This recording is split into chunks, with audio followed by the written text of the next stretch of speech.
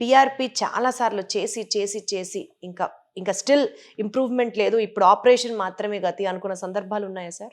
చాలా తక్కువ ఉంటాయి. తక్కువ ఉంటాయి. అంటే ఇవి ఎప్పుడు ఉంటాయంటే పేషెంట్ మనము చెప్పినటువంటి precautions do's and don'ts follow కానప్పుడు.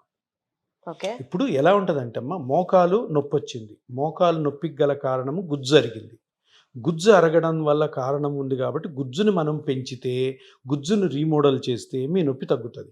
గుజ్జును రీమోడల్ చేసిన తర్వాత గుజ్జును కాపాడుకోవాలి, ప్రొటెక్ట్ చేసుకోవాలి. కొంతమంది ఉద్యోగాల వల్ల, కొంతమంది వాళ్ళ యాక్టివిటీస్ వల్ల ఎవరైతే ఇది చెయ్యలేకపోతారో వాళ్ళలో చేంజెస్ చెప్తాము.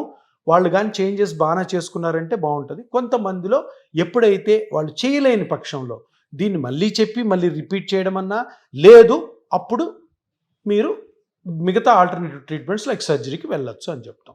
సో అంతేకాని ఎప్పుడైతే పీఆర్పీతో పాటు జాగ్రత్తలు మీరు పాటిస్తున్నారు అంటే ఎక్కువ శాతం మంది మళ్ళీ నొప్పితో బాధపడే అవకాశాలు చాలా తక్కువ.